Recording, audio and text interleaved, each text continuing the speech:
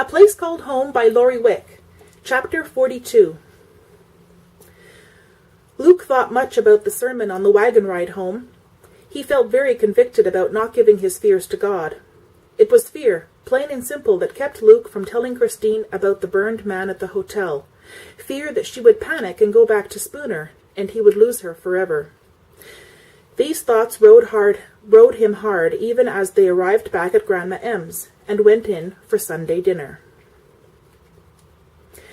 "There's my girl," Christine spoke tenderly to her infant daughter as she transferred her to Christine's arms. "Fed and dry, Christine. You're getting Eliza at her best." Christine laughed softly. "I never would have believed how much fun it would be to be chased out of the kitchen. I put up a fight, but Julia was adamant. I'll have to thank her." The two women were in Grandma M's room. Sue buttoned her blouse as Christine gently rocked the baby. The usually quiet Sue surprised Christine when she broke the silence with a question. "Should we be asking God to give you a baby, Christine?" Christine's look was so startled that Sue laughed. "Don't you think I should start with a husband?" Christine finally asked. "Do you have anyone in mind?" When Christine didn't answer the question, Sue went on. "If you don't, I do." "I rather thought you might. Does he happen to be the spitting image of your husband?" Suzanne's smile, not at all sheepish about being so transparent. "It is a nice face to wake up to every day." When Christine blushed, Sue went on softly. "If Luke lets you get away, Christine, I may never speak to him again." A few minutes later there was a soft knock on the door and Mark entered. He joined his wife on the edge of the bed and smiled at the sight of Elizabeth on Christine's shoulder. "I was just asking Christine if we needed to ask God for a baby for her." "Don't you think she should start with a husband?" "Who should start with a husband?" Christine could hardly believe her ears. How could a man his size move so quietly? Luke stood patiently waiting for an answer.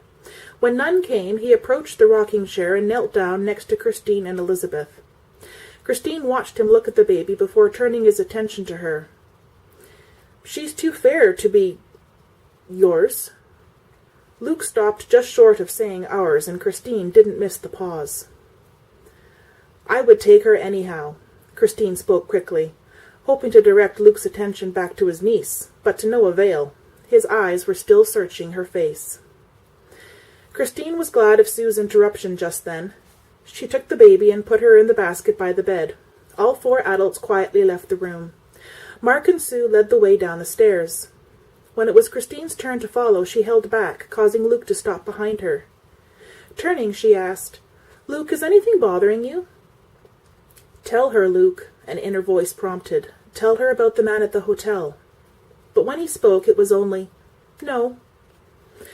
Christine smiled at him, thinking again that she had imagined his restlessness at church. The day sped by with good food and fellowship. Christine was moved away from the kitchen every time she headed that way, even for the most innocent of reasons. By the time Luke said goodbye, with the time drawing near for the horses to be fed, Christine had completely forgotten that she had thought something was wrong. Luke had been happy and charming all afternoon. They had worked together on Christine's memory verses. Laughing away her earlier hesitation that stemmed from a fear of not being able to memorize all 8 verses, Luke said they would take as much time to memorize together as they needed. Twice he had held her hand, once at the dinner table and again after she had read Emily a story. Christine climbed into bed that night with a glow about her as she remembered the way Emily had fallen asleep in her lap, and the way Luke had reached for her hand and held it between them. She marveled again at the way he made her feel little and protected with the mere act of placing her hand in his. With these happy thoughts, Christine fell asleep, praising God for love, happiness, and Luke Cameron.